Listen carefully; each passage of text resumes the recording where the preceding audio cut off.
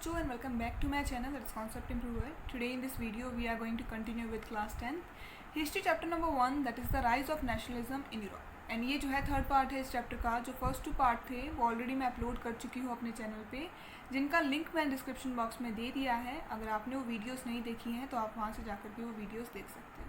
So without wasting ए more time चलो अब थोड़ा पढ़ लेते हैं. तो लास्ट वीडियो हमने स्टार्ट किया था एक टॉपिक जो कि था the making of nationalism in Europe. उसमें हमने काफ़ी सारे पॉइंट कवर कर लिए थे, जैसे कि the structure of European society हम पढ़ चुके थे. लिबरलिज्म जैसे जो है पॉइंट हम उस वीडियो में कवर कर चुके हैं. आज इसी टॉपिक को आगे हम कंटिन्यू करेंगे. नेक्स्ट पॉइंट है हमारा इसके अंदर न्यू कंजर्वेटिज्म आफ्टर 1815. 1815 में जो है कंजर्वेटिज्म किस तरीके से हमें ये टर्म मिली, इसके अलावा कौन लेके आया था इस टर्म को और क्या क्या चेंजेस इसके अंदर किए गए. देखो इस चैप्टर के फर्स्ट पार्ट में हमने ये पढ़ा था कि नेपोलियंस ने जो है फ्रांस पे रूल किया 1799 से लेकर के 1815 तक. अब 1815 में नेपोलियंस कहाँ चले गए थे, क्या हुआ था इनके साथ में, हमारा जो ये नेक्स्ट पॉइंट है ये इसी से जो है जुड़ा हुआ है, इसी कहानी से जो है ये जुड़ा हुआ है. तो देखो पढ़ते हैं इसके बारे में. अब देखो 1815 में क्या हुआ. 1815 में Britain, Russia, Prussia and Austria, इन चारों ने मिलकर के अलायंस फॉर्म करे और इन चारों ने डिसाइड करा कि हम जो है मिलकर के नेपोलियन के ऊपर हमला करेंगे, ठीक है, और उसके साथ में लड़ाई करेंगे.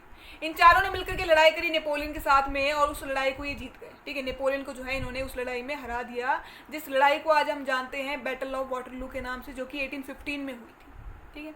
फिर क्या हुआ, इसी साल जो है 1815 में ही जो है Britain, Russia, Prussia and Austria, इन चारों ने मिलकर के साइन की ट्रीटी ऑफ वीनिया, ठीक है. ट्रीटी ऑफ वीनिया कब साइन की गई थी, 1815 में, जिस साल जो है बैटल ऑफ वाटरलू ये चारों जीते थे, ठीक है. इसके अंदर क्या किया गया, इस ट्रीटी के अंदर क्या किया गया, जो बर्बन डायनेस्टी हुआ करती थी फ्रेंच रेवोल्यूशन के टाइम पे, जिससे जो है सारी पावर्स छीन ली गई थी, इसे जो है वापस से सारी पावर्स दे दी गई जो इससे छीनी गई थी, ठीक है. इसके अलावा क्या किया गया, states were set up on the boundaries of France. States जो है सेटअप कर दिए गए फ्रांस की बाउंड्रीज पे.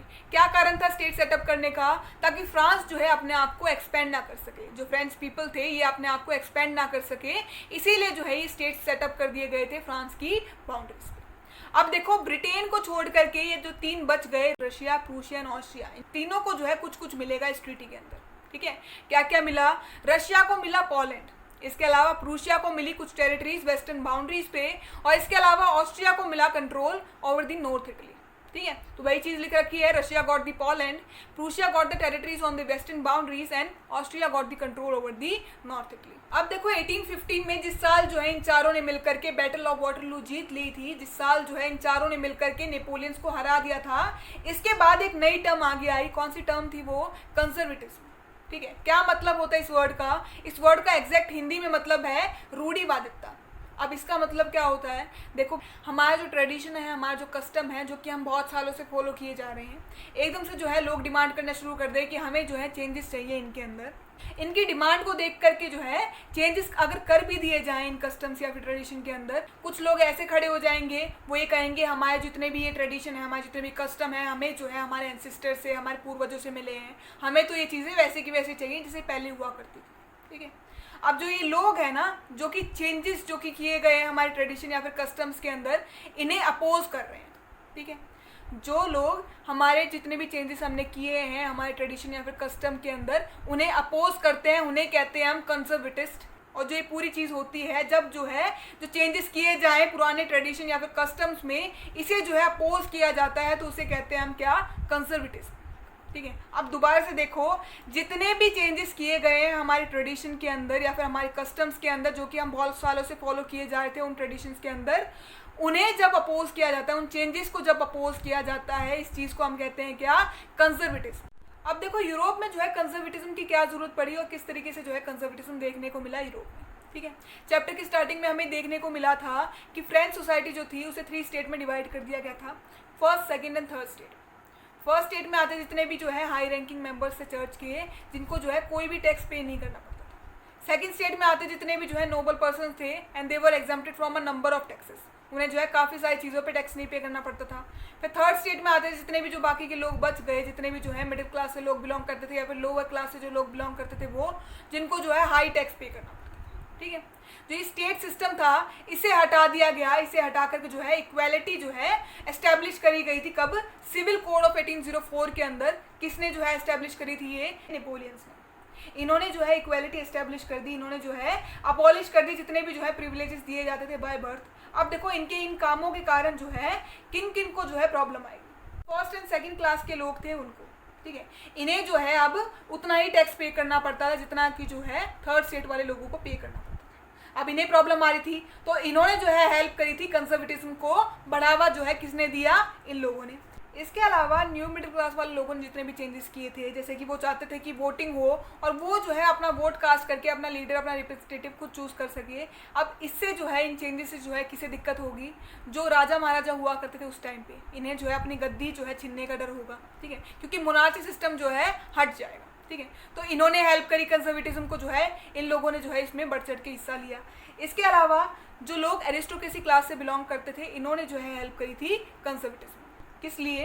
क्योंकि ये जो है ये नहीं चाहते थे कि जो लोग पीजेंट्री क्लास से बिलोंग करते हैं उन्हें जो है इनके बराबर देखा जाए, ये नहीं चाहते थे कि इन्हें भी जो है इनके बराबर अधिकार दिए जाए, ठीक है।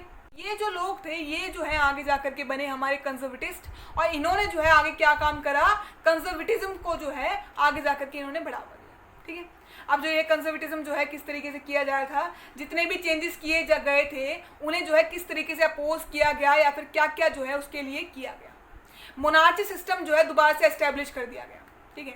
जो वोटिंग करी जा रही थी, अपना रिप्रेजेंटेटिव या फिर अपना लीडर जो है लोग खुद चूज करे थे, उसे हटा करके अब जो है जैसे पहले टाइम पे जो हुआ करता था, किंग जो है रूल करता था सारे जो है उसके किंगडम को, वही सिस्टम जो है दोबारा से एस्टेब्लिश कर दिया गया। इसके अलावा स्टेट सिस्टम जो है एस्टेब्लिश कर दिया गया। First second and third state जो चले आ रहे थे फ्रांस सोसाइटी में, फ्रेंच सोसाइटी जो 3 स्टेट में बट चुकी थी, वापस से वैसा वैसा कर दिया। वो सोशल हायरार्कीज जो है एस्टेब्लिश कर दी। सोशल हायरार्कीज का मतलब क्या है, जो है upper caste and lower caste में डिवाइड हो जाती है सोसाइटी, ठीक है। जब जो है अपर कास्ट वाले लोग अलग होते हैं, लोअर कास्ट वाले अलग होते हैं, इनके पास में अलग अलग राइट्स या फिर जो है इनके पास में अलग अलग पावर्स होती हैं, तो वो सिस्टम जो है दोबारा से एस्टेब्लिश कर दिया, मतलब इनइक्वालिटी जो है दोबारा से एस्टेब्लिश कर दी। इसके अलावा सेंसरशिप जो है इम्पोज करती। सेंसरशिप जो है नेपोलियंस के टाइम पे भी हुआ करती थी। क्यों? इन्होंने भी जो है सेंसरशिप इम्पोज करी थी। इसका मतलब क्या होता है, जो भी पर्सन पावर में होता है, जैसे कि इस केस में जो है पावर में कौन था इस टाइम पे, Britain, Russia, Prussia and Austria. इन चारों ने ये डिसाइड किया कि इनके जो है इनसे पूछे बिना जो है कोई भी न्यूज़ या फिर कोई भी जो है आर्टिकल पब्लिश नहीं किया जाएगा न्यूज़पेपर में, ना ही वो टेलीकास्ट किया जाएगा टीवी या फिर रेडियो, ठीक है। ये होता है सेंसरशिप। जब किसी पर्सन के पास में ये पावर होती है कि वो जो है कंट्रोल कर सकता है मीडिया पे कि कौन सी जो है रिपोर्ट छापनी है और कौन सी नहीं छापनी है, ठीक है। ये सेंसरशिप जो है इम्पोज कर दिया गया है इसके अंतर्गत। इसके अलावा ऑटोक्रेटिक रूल जो है एस्टेब्लिश कर दिया गया है। इसका मतलब क्या होता है, जब जो है एक पर्सन के पास में जो है सारा रूल हो, उसके पास में ये पावर है कि वो कोई भी रूल या फिर पॉलिसी इंप्लीमेंट कर सकता है जिसके लिए जो है वो जवाबदेही नहीं होगा किसी को भी, ठीक है। जब एक पर्सन के पास में पूरा कंट्रोल होता है उसे हम कहते हैं ऑटोक्रेटिक रूल। सो ये सब चेंजेस किए गए थे कंजर्वेटिज्म के अंदर। अब देखो इन्हीं पॉइंट्स को हम पढ़ेंगे नोट्स के अंदर डिटेल में, जो कि अब आपको काफ़ी आसानी से समझ में आ जाएंगे, ठीक है। तो क्या लिखा है हमारे नोट्स के अंदर, न्यू कंजर्वेटिज्म आफ्टर 1815।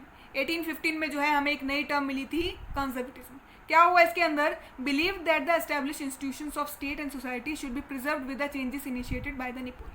इसके अंदर ये माना गया कि जितने भी जो है चेंजेस किए गए हैं नेपोलियंस के द्वारा, उन्हें जो है वापस से वैसा का वैसा करने की जो है डिमांड की गई, ठीक है। इसके अलावा इसी साल 1815 में जो है ट्रीटी ऑफ वीनिया साइन की गई, जिस साल जो है Britain, Russia, Prussia and Austria इन चारों ने मिलकर के जो है नेपोलियन को हरा दिया था। और बैटल ऑफ वाटरलू जिस साल हुई थी, इसी साल जो है इन चारों ने मिलकर के ट्रीटी ऑफ वीनिया साइन करी। इसके अंदर क्या हुआ, बर्बन डायनेस्टी को जो है दोबारा से पावर दे दी गई फ्रांस में। इसके अलावा क्या किया गया, a series of states were created on the French boundary for preventing French expansion in future.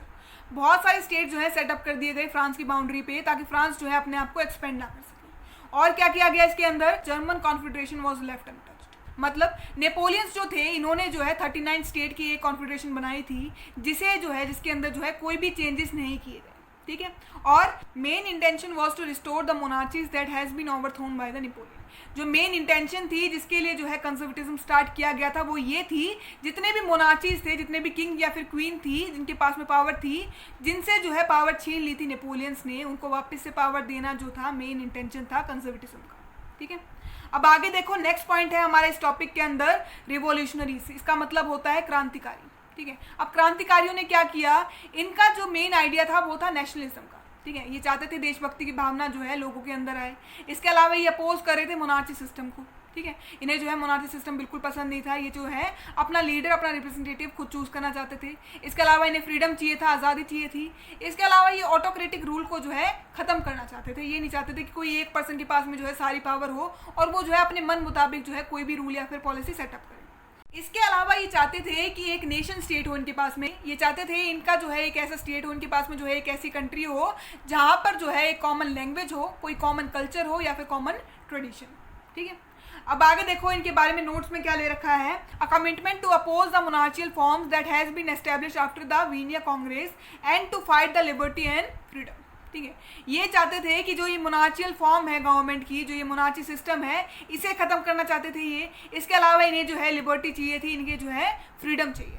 इस लड़ाई में जो है बहुत सारे रिवोल्यूशनरीज ने, बहुत सारे क्रांतिकारियों ने जो है अपना सहयोग दिया। लेकिन जो सबसे इंपॉर्टेंट है और जिसके बारे में जो है हमें इस चैप्टर में दे रखा है, इस पॉइंट के अंदर दे रखा है, वो कौन से हैं। एक इटालियन जो है रिवोल्यूशनरी हुआ करते थे जिनका नाम था ग्यूसेप मिज़ानी, जिसके बारे में आपको याद रखना है। इनका जन्म कब हुआ था और कहाँ हुआ था।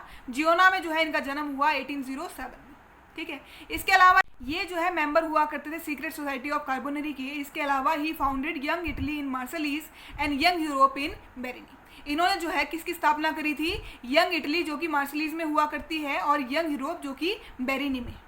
इसके अलावा इनका मानना था ही believed in the unification of Italy into a republic. इसके अलावा ये चाहते थे कि इटली जो है एक अलग से स्टेट या फिर कंट्री हो जहाँ पे जो है उनका एक इटालियन लैंग्वेज हो, इटालियन कल्चर हो या फिर इटालियन ट्रेडिशन हो। So that's it. इसी पॉइंट के साथ ये टॉपिक हुआ कंप्लीट। वीडियो ज़रा भी अच्छी लगी हो तो लाइक और सब्सक्राइब करना मत भूलना और कमेंट ज़रूर करना कि आपको इस चैप्टर में क्या डाउट है। Thank you.